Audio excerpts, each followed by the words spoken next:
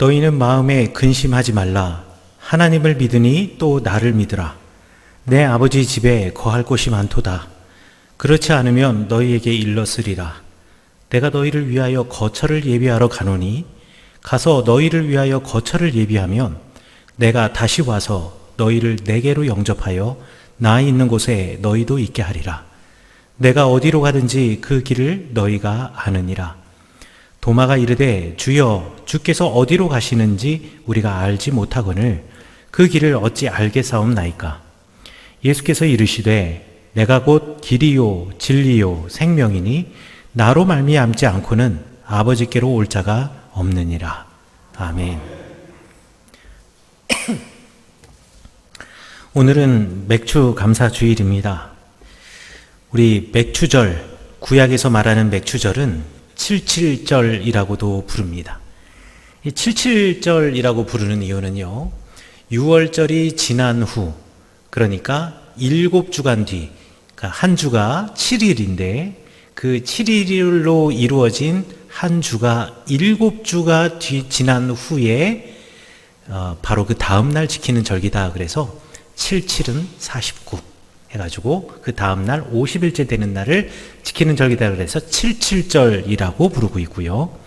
또 신약 성경에서는 오순절이라고 이때를 부르고 있습니다. 순이라고 하는 말이 순수한 우리나라 말로 열을 나타내는 거고 5번의 숫자 열이 된다라고 해서 오순하면 50이라는 숫자가 되지요.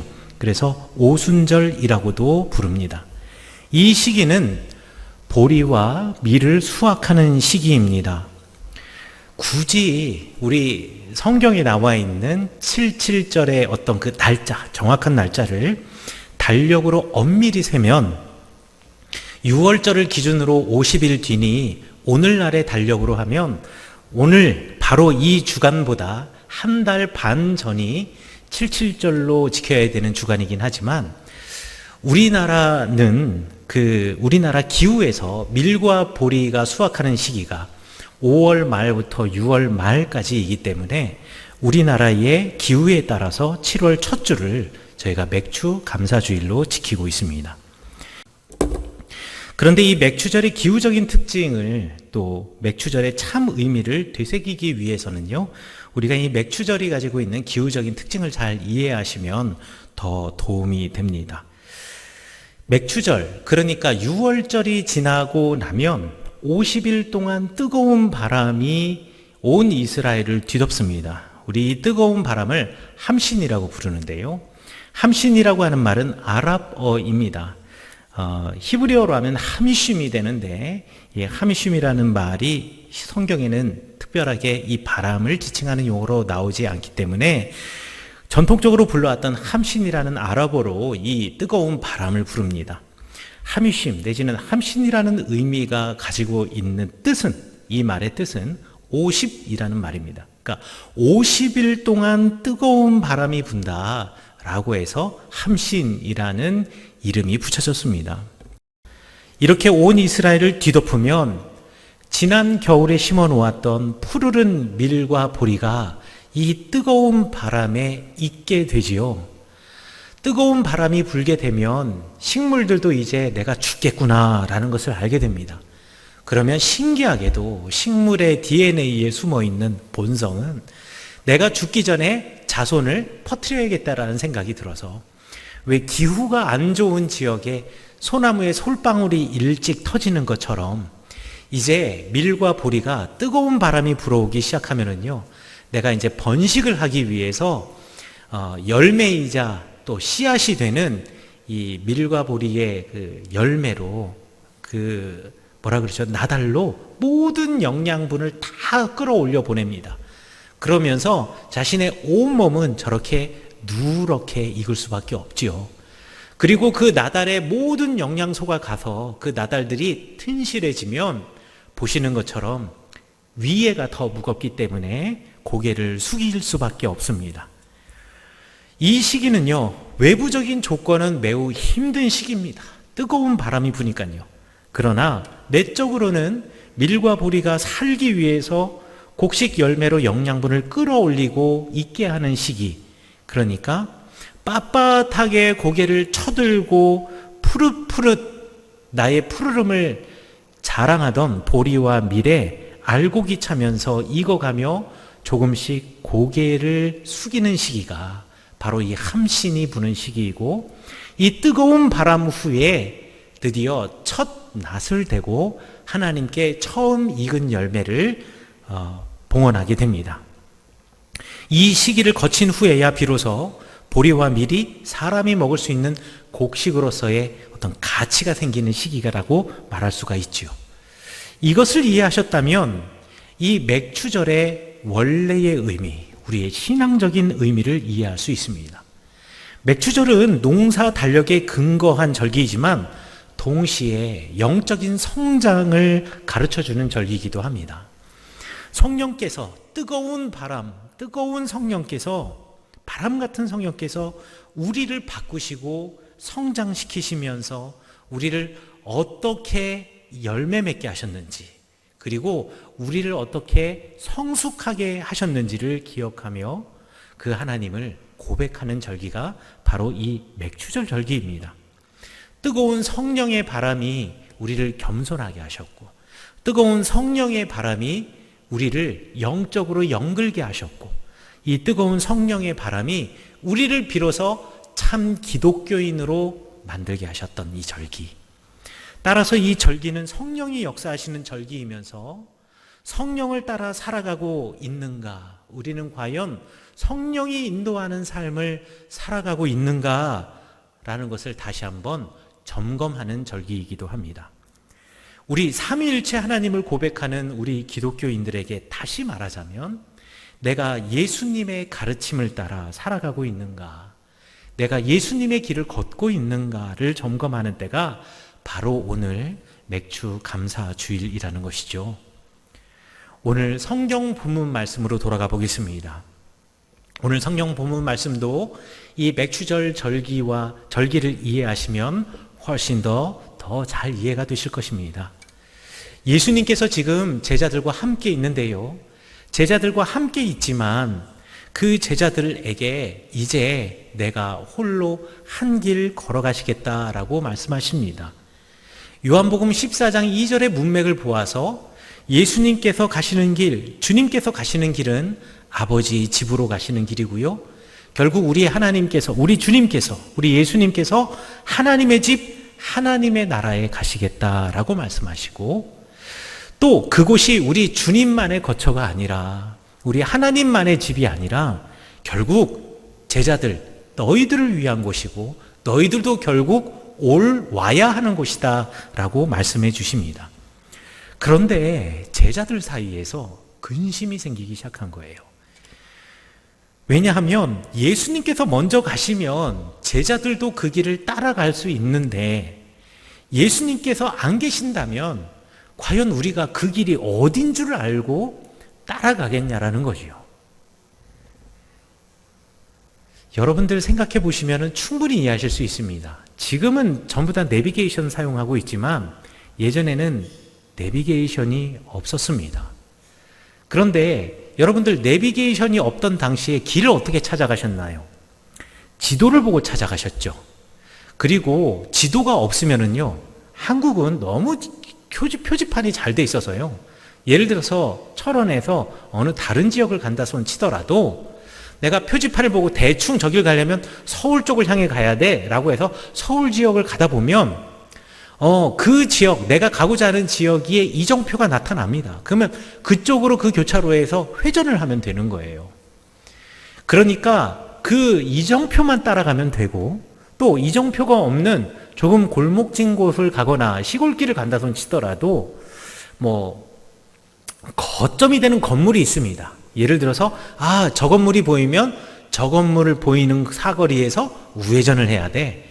저기 다른 나무와는 다른 멋진 나무가 보이면 저 나무를 기준으로 여기서 좌회전을 해야 돼. 저기 큰 바위가 있으면 멋진 절벽이 보이면 저 절벽 보이는 길을 내가 지나갔었지, 내가 제대로 가고 있구나, 이런 것들을 확인하면서 예전에는 갔었죠. 그래서 내비게이션은 없었지만 대부분 길머리 좀 있다라고 하는 사람들은요, 한 번 간 길을 거의 잊지 않으셨습니다. 그런데 요즘은 말이죠. 내비게이션이 너무 발달되어서 주변에 중요한 거점들이나 이런 것들 보지 않더라도 내비게이션에서 오른쪽으로 가세요, 왼쪽으로 가세요, 유턴하세요 라고 가르쳐주면 그냥 가르쳐준 대로 가기만 하면 목적지를 가게 됩니다. 그러다 보니까 우리가 길 가는 법을 잃어버려요. 혼자서 길 찾아가지를 못해요. 내비게이션이 없이 가려고 하면은요, 뭔가 좀 두렵기도 하고 불안하기도 하고요. 또 한두 번밖에 안 가본 장소라고 한다면 내비게이션 없이는 못 찾아갈 것 같아요. 제자들의 지금 현재 상태가 꼭 그런 겁니다. 예수님과 함께 살고 있었을 때는요, 공생의 기간에는요, 예수님이 가시는 대로 그냥 따라가면 됐어요. 뭐 주변에 뭔가를 되돌아보거나 내 삶을 되돌아보거나 이런 시간 없이 주님이 가시는 길 그냥 함께 따라갔고요. 주님이 그곳에서 말씀하실 때 들었고요. 주님께서 이쪽에서 기적을 행하실 때 그 기적을 제가 목격했어요. 그러면서 그냥 예수님과 동행하는 것이 그냥 즐거웠어요. 그런데 이제 예수님께서 홀로 먼저 아버지의 집으로 가신다고 하니까 제자들 사이에서 지금 근심과 걱정이 생기는 겁니다. 예수님이 안 계시면 우리가 이제 어느 길로 가야 하나? 그러나 사실 예수님이 그 길을 안 알려주신 것은 아닙니다. 예수님이 제자들과 함께 살면서 그 길을 알려주셨어요. 그러나 제자들은 그 길을 알려주셨을 때 그 거점들을 자세하게 보고 그 거점들을 보면서 내 삶을 비추어 보아서 내가 이렇게 살아야 되는구나, 저렇게 살아야 되는구나 라는 자기 반성, 그리고 자기의 변화와 고침 없이 그저 예수님을 따라다니기만 한 것이죠. 그러니 예수님이 가신다고 하니 걱정이 되는 겁니다. 예수님께서 가시면서 우리 성경 말씀에 보니 이렇게 말씀하십니다. 내가 가는 길을 이미 너희도 알고 있다. 내가 가는 길을 이미 너희가 알고 있다. 그런데요, 제자들은 사실 모르고 있거든요. 그런데 여기에 여러분들이 잘 아시는 의심 많은 도마가 대답합니다. 주님 가시는 길 어디로 가는지 우리가 알지 못하는데 우리가 어떻게 그 길을 알겠습니까? 저는 모릅니다. 라고 솔직하게 대답합니다. 의심 많은 도마이고 매번 성경 보면 예수님 말씀에 따박따박 말대답하는 도마 같지만 여러분, 솔직한 도마가 훨씬 다른 제자들보다 낫습니다. 여러분, 신앙은요, 정직한 만큼 잘하는 겁니다. 그리고 영성은 정직한 만큼 맑고 바르게 성장하는 겁니다. 믿음의 가장 큰 적이 무엇인지 아십니까? 믿음의 가장 큰 적은 불신이 아닙니다. 믿음의 가장 큰 적은요, 위선입니다. 알지 못하면 모른다고 해야 되는데, 모른다고 고백을 해야지 가르쳐주고, 모른다고 고백을 해야지 내가 그것을 알고자 노력을 하는데, 내가 모르면서도 아는 척 하잖아요. 그냥 위선적으로 살 수밖에 없는 겁니다. 모르면서도 아는 척하고 그렇게 살고 있지 않으면서도 살고 있는 척하는 것, 이게 신앙생활의 가장 큰 걸림돌입니다. 여러분들 여기 앉아 계시는 우리 성도님 가운데는 10년 동안 신앙생활 하신 분들도 계시고요. 20년, 30년, 40년, 아니 모태신앙으로 태어나셔서 지금까지 계속 신앙생활을 하고 계신 분들 계실 겁니다. 그러나 여러분들 솔직하게 우리의 삶을 되돌아보건대 우리가 그렇다고 성경을 다 알고 있는 것도 아니잖아요. 주님의 마음을 다 알고 있는 것도 아니잖아요. 그러니까 우리는 잘 모릅니다. 그러면 모르면 이게 무슨 뜻이죠? 이거 어떻게 해야 되죠? 제가 어떻게 해야 되죠? 이것을 자꾸 물어보아야 되는데, 내가 이만큼 신앙생활 했는데, 내가 교회에서 직분이 뭔데, 이거 모른다 그러면 창피할까봐 말하지 않고 아는 척하고 앉아 계시잖아요. 그러면 점점 몰라갈 뿐입니다. 점점 주님의 길에서 한 발자국도 더 앞으로 나가지 못할 뿐입니다. 도마처럼 모르면 모른다고 솔직하면 좋으련만 모르면서도 아는 척하고 그렇게 살고 있지 않으면서도 살고 있는 척하는 사람들은요, 본인도 힘들지만 그 주변에 사는 사람들은 더 힘듭니다. 저 사람은 정말 교인의 생활에 대해서 잘 알고 있는 것 같아 라고 하면서 주변에 있는 사람이 그 사람의 걸어가는 길을 쫓아간다고 생각해 보세요. 사실은 아무것도 모르는데. 이거 소경을 인도하는 것과 같습니다. 그렇게 살고 있는 내 마음도 힘들지만은요, 그 사람을 쫓아오는 다른 사람은요, 이거는 더 힘든 겁니다. 신앙의 삶이라는 게 그렇습니다. 그래서 호세아 선지자는 호세아서 6장 3절에서 이렇게 말합니다. 우리가 여호와를 알자. 힘써 여호와를 알자. 왜 알아야 할까요? 모르면 주님이 원하시지 않는 그 길을 걸어가게 되고, 모르면 주님이 원하시지 않는 예배를 드리게 되고, 모르면 주님이 원하시지 않는 삶을 살기 때문에, 그래서 호세아 선지자는 주님을 우리가 알아야 합니다. 주님을 알아야 합니다. 우리가 모른다라는 것을 인정하고 고백해야 합니다. 라고 이야기하는 것입니다. 그러면 우리가 알아야 할 것은 무엇일까요? 바로 우리가 알아야 할 것. 예수님은 우리가 무엇 알기를 원하실까요? 바로 예수님이 길이시다라는 것입니다. 오늘 성경 말씀에 예수님께서 나는 길이요, 진리요, 생명이다라고 말씀하셨습니다. 여러분, 예수님의 길은 하나님의 나라로 가는 오직 한 길입니다. 다른 길은 없습니다. 이 길밖에 없습니다. 절대 바꿀 수도 없고 바뀌어지지 않는 절대적인 가치입니다. 우리 이런 절대적인 가치를 뭐라고 부르냐면 진리라고 부릅니다. 그러니 예수님의 길은 진리입니다. 그런데 그 진리의 길의 종착점이 어디입니까? 아버지의 집, 아버지의 나라, 영원히 사는 영생하는 그 나라 아니겠습니까? 그러니 예수님은요, 길이면서 그 길은 진리이면서 그 진리의 길의 마지막은 영생이므로 길이요, 진리요, 생명이라는 말은 결국 같은 말입니다. 거기서 정말 예수님께서 하고 싶었던 말은 내가 길이니까 내가 걸어갔던 길을 따라오려구나. 나의 길을 버리지 말아라 라고 하는 것이죠. 그러니 예수님의 길이 아니라면 우리 가지 말아야 합니다. 왜냐하면 그 길은 생명으로 인도하는 길이 아니라 반대의 길, 사망으로 인도하는 길이기 때문에 그런 거죠. 여러분, 길이 아니면 가지 말아야 하는데 가는 사람들이 꼭 있습니다. 제가 대학교 1학년 때요, MT를 갔습니다. MT를 어디 갔냐면 계룡산을 갔는데요. 계룡산 갑사라는 쪽에서 이제 등산로가 올라가는데 그 갑사에 가면 아주 민박촌들이 되게 많습니다. 그래서 저희 학교 동아리에서 저는 이제 책을 보는 동아리였는데요. 거기서 MT를 갔는데 3박 4일 동안 우리 1학년 새내기들에게 여름에 MT를 가가지고 1인당 책 5권씩을 주고서는 3박 4일 동안 책만 읽는 겁니다. 책 읽고 토론하고 서로 이해하는 게 맞는지 확인하고 또 책 읽고 토론하고 우리끼리도 토론하고 또 선배들하고도 토론하면서 책 읽는 동아리였어요.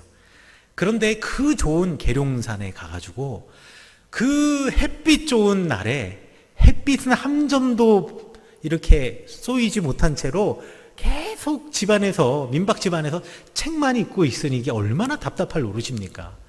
그래서 가기 바로 전날 오후에 선배들이 야, 여기까지 왔으니까 등산로 따라서 한번 신흥암이라는 데가 있는데 거기 가서 약수물 한번 마시고 오자 라고 말하시는 거예요.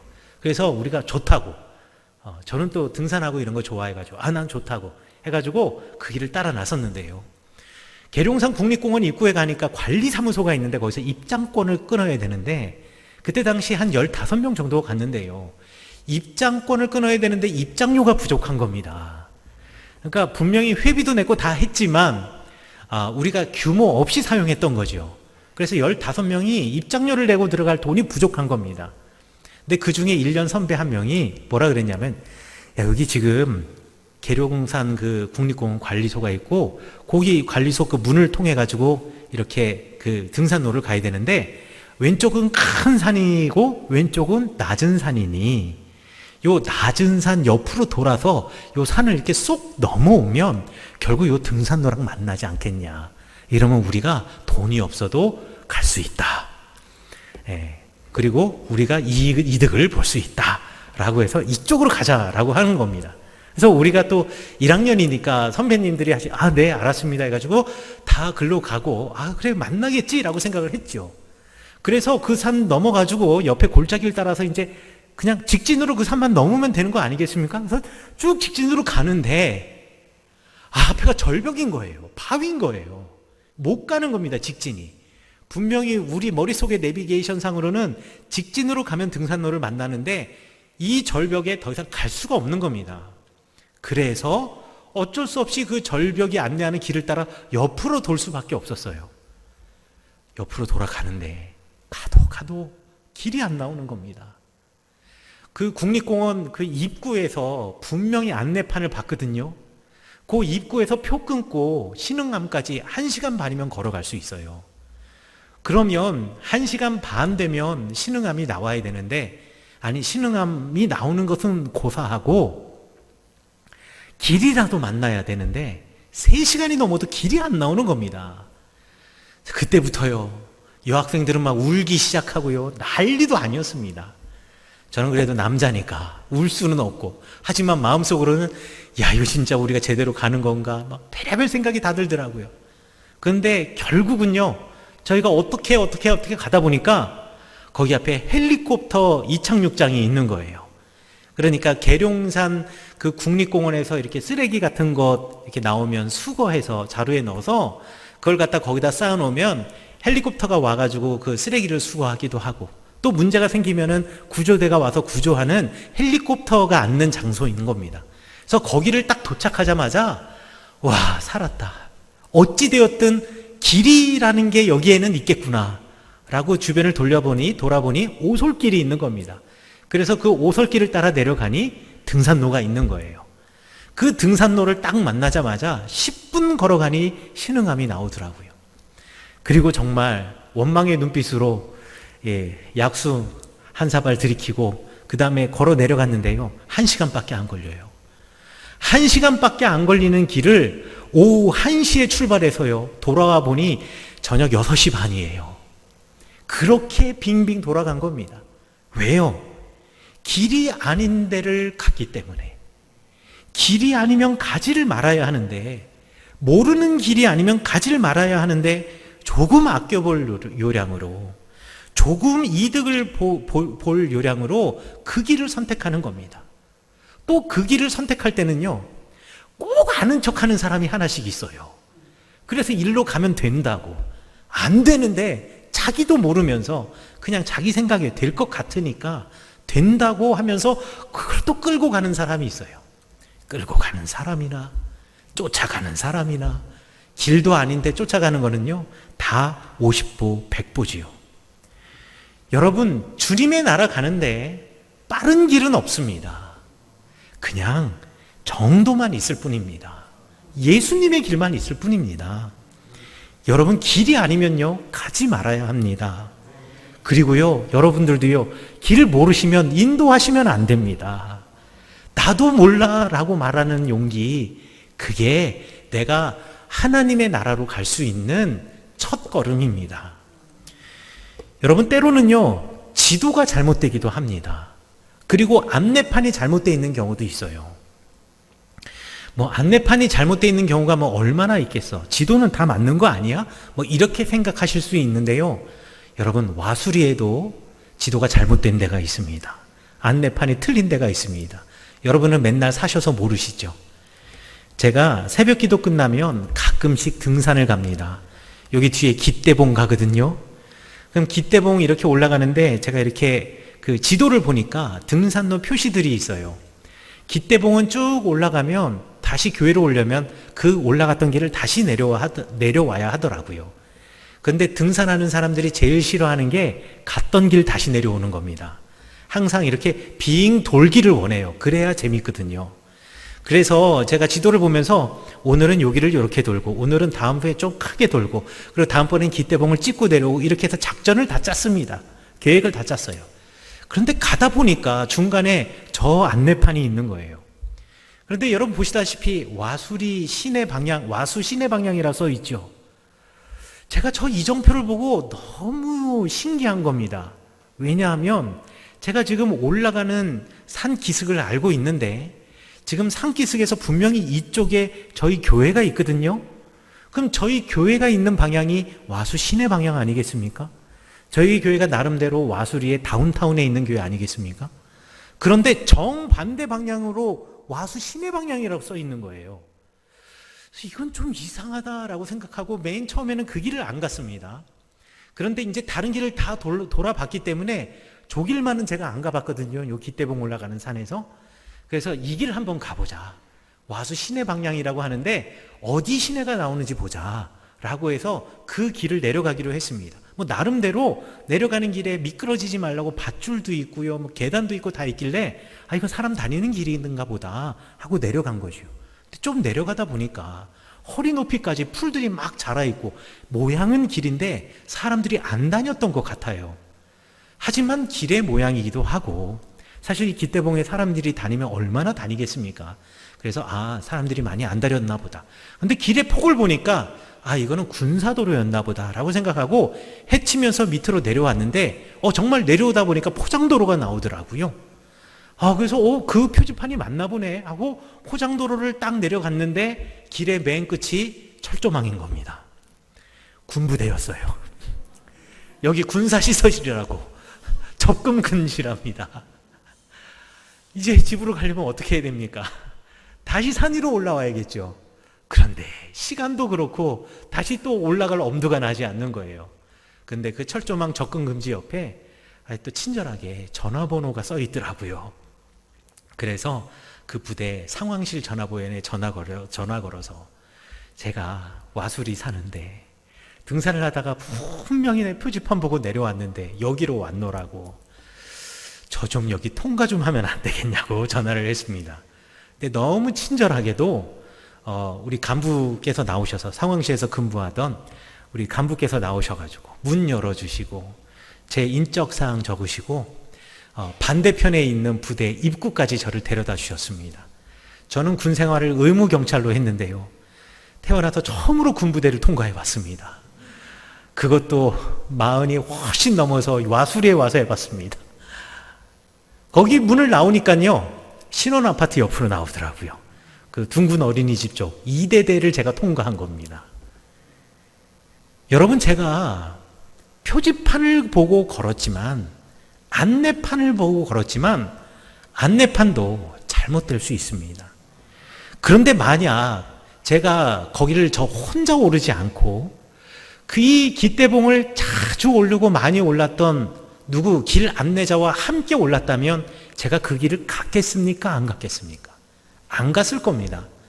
여기 와수 시내 방향이라 써 있다고 가면 된다라고 제가 우겨도 이미 여기를 오랫동안 오가고 이 길을 잘 아는 사람은 써 있긴 그렇게 써 있는데 길이 중간에 막혀 있어요. 여기 군부대예요 라고 가르쳐주고 못 가게 했을 겁니다. 그런데 나 혼자 모르는 길을 가려고 하다 보니 잘못된 길로 갈 수밖에 없는 겁니다. 우리가 인생과 신앙의 길에서 방향을 잃고 길을 잃거나 잘못된 길로 가는 이유는요, 말씀드렸던 것처럼 조금 아껴볼 요량으로, 조금 이득 볼 요량으로, 조금 편할 요량으로 길 아닌 길을 선택했기 때문에 우리가 잘못된 길을 가고요, 또 그 길을 잘 알고 있는 인도자의 조언 없이 나 혼자 그냥 그 길을 섣불리 뛰어들기 때문에 이거는 용기가 아닙니다. 그 길이 어디로 갈 줄 알고 모르는 길을 선택하는 것을 용기라고 말하겠습니까? 무모함이죠. 무모하게 인도자의 조언 없이 그 길을 선택하기 때문에 우리가 길을 잃고 마는 것입니다.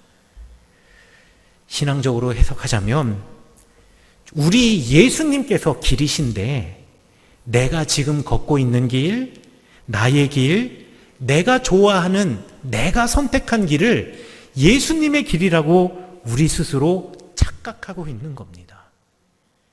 그러니 누군가의 조언을 들을 만한 귀를 가지지 못한 채 나 혼자 이 길을 걸어가며 만족하는 거죠. 그러면서 나는 예수님의 길을 걸어가고 있어. 예수님의 길을 걸어가고 있어. 하지만 실제로 우리는 헤매고 있는 것입니다. 왜요? 왜 이런 마음이 들까요? 내가 아직 주님의 뜨거운 성령의 바람으로 익지 않았기 때문에 그렇습니다. 푸릇푸릇한 채 그냥 꼿꼿이 서 있기 때문에 내 안에, 내 삶에 열매가 익지 않고 내 삶에 열매가 익지 않았기 때문에 겸손하지 못한 채 그냥 내 주관을 가지고 꼿꼿하게 살아가는 것이죠. 여러분은 모두 다 예수님을 이미 알고 있고 신앙생활을 오랫동안 해오시고 계십니다. 아니, 오랫동안 신앙생활을 하지 못하셨더라도요, 지금 신앙생활을 하시면서 예수님에 대해 알고 있습니다. 성경을 통해서요, 여러 번 예수님의 말씀을 들어왔습니다. 그리고 여러분의 신앙을 따라서 예수 그리스도라는 반석의 터 위에 건축자들처럼 지금 여러분들은 여러분의 집을 짓고 계십니다. 그런데 바울 선생님께서는요, 그렇게 예수님의 복음의 반석 위에 짓고 있는 여러분의 집이 모두 다 아름답고 튼튼하며 그리고 이 집이 정말 흔들리지 않고 홍수에도 떠내려가지 않는 반석 위에 세운 바른 집이다라고 말씀하지 않으셨습니다. 예수님의 터, 복음 위에 그 반석 위에 지었는데도 모든 집이 다 그렇지 않다라고 말씀하십니다. 아무리 예수님이라는 기초 위에 집을 짓는다 손 치더라도 집을 지어가면서 주님의 길, 주님의 말씀은 잊어버리고 주님이 주신 그 설계도와 다른 내가 그 설계도를 막 바꾸고 변형시키고 그리고 내 계획대로 내 설계도로 바꿔치기 해서 그 반석 위에 집을 짓는다면 여러분 그 집이 튼튼할 리가 있겠습니까? 설계는 설계도대로 가야 하는 겁니다. 그런데 우리가 그 반석 위에 집을 질지라도 설계도를 따르지 않는다면 그 집은 허상의 집이고 그리고 우리의 삶은 허상의 삶이라는 것이죠. 여러분 고린도전서 3장 10절부터 15절까지 우리 성경 말씀 다 함께 찾아보시겠습니다. 우리 다 함께 읽을 텐데요. 고린도전서 3장 10절부터 15절까지 말씀입니다.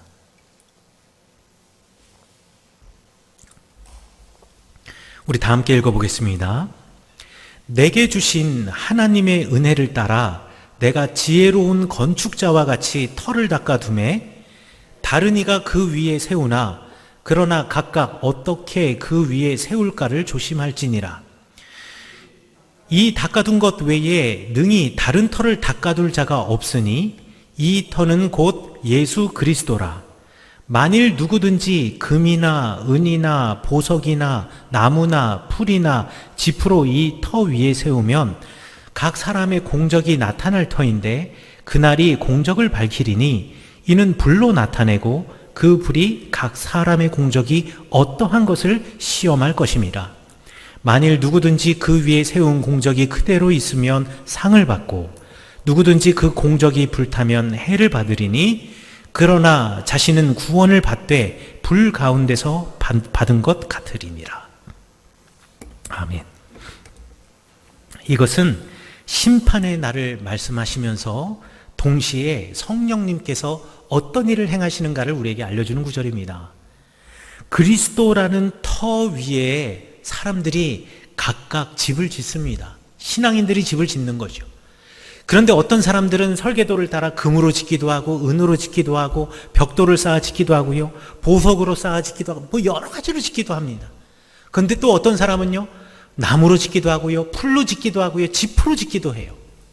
그런데 주님의 날이 오면, 성령님께서 우리에게 임하시면 그 성령의 불이 우리 집을 감싸 안을 거라는 것입니다. 우리의 집을 막 성령의 불이 집어삼킬 것이라는 것이요.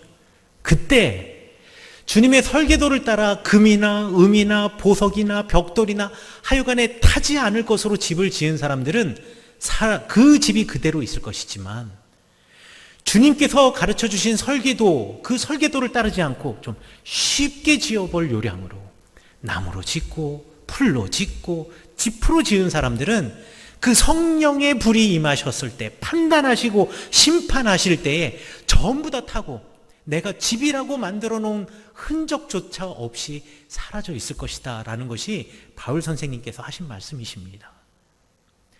성령은 말이죠, 우리의 삶을 태우시고 그 중에서 타지 않는 온전한 공적, 그러니까 우리의 삶의 궤적, 우리의 삶의 모습, 그것만을 남기십니다. 우리 삶에 여러 가지 직함으로 엄청나게 많은 미사여구를 우리에게 붙여놓고 우리 지갑을 다 꺼내면은요, 나를 설명해주는 수많은 명함들이 있지만 주님의 성령은 이거 다 태워버리시고 온전히 나의 나의 인생만 보시겠다라는 거예요. 그리고 그 삶의 무게, 나의 삶의 무게를 달아보시고 판단하시겠다라는 겁니다. 우리가 신앙적으로 뜨거워졌다라고 여러분 생각하시지만, 여러분, 우리가 기독교인들이 많이 쓰는 표현으로 불받았다라고 말하기도 하지만, 이 불받았다라는 감정, 성령 받았다라는 감정에 우리는 때로 속고 있을 수도 있습니다. 그거는 그냥 우리 감정일 수도 있습니다. 주님이 주시는 마음이 아닐 수도 있습니다. 우리가 정말 불받았다면, 우리가 정말 성령이 임하셨다면, 우리 삶이 성령이 이끄시는 삶이라면, 우리 삶이 주님이 걸어가시는 길을 그대로 걷는 삶이라면, 우리의 삶이 주님의 길을 보여주어야 합니다. 우리의 삶이 주님의 길 위에 서 있어야 하는 겁니다. 그러므로 오늘 맥주 감사 주일은 바로 성령의 불로 우리의 삶을 태워보고 지금까지 내가 걸어왔던 길이 과연 어떤 길이었으며 누구의 길이었는가를 되돌아보는 절기입니다. 예수 그리스도의 길을 증언하시고 예수 그리스도의 길을 기준으로 우리를 판단하시는 성령님께서 여러분들을 표현하는 수많은 것들, 목사, 장로, 권사, 집사, 사회에서 무슨 대리, 과장, 팀장, 여러 가지 있는데 이런 것들을 성령의 불로 다 태워버리시고 오로지 여러분의 삶, 여러분의 인생, 여러분이 걸어왔던 길, 여러분의 말과 행동, 이거를 보시며 여러분의 진심의 마음속에 있는 예수님을 향한 마음, 이거 보시며 주님께서 그것을 저울 달아 보시겠다라는 거, 그 저울 달아 보시는 절기가 바로 이 맥주 감사 절기라는 것이죠. 오늘 성경 본문 말씀에 주님께서는 내가 곧 길이요 진리요 생명이다 라고 말씀하셨습니다.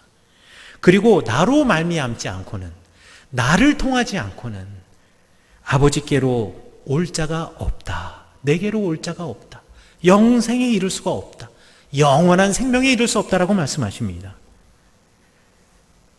바라기는 우리 사랑하는 성원교회 성도 여러분, 우리가 걷고 있는 삶의 길이 예수님의 길이었던가, 우리 예수님을 통해서 세상을 바라보시고 예수님을 통해서 말하고 살아가고 있었는가, 성령님께서 인도하셨던 그 길을 따라 내가 걸어왔는가, 그리스도라는 반석의 터 위에 내가 주님께서 보여주신 그 설계도에 따라 집을 지었는가, 우리의 삶을 다시 한번 되돌아보시는 귀한 한날 되시기를 간절히 축원합니다.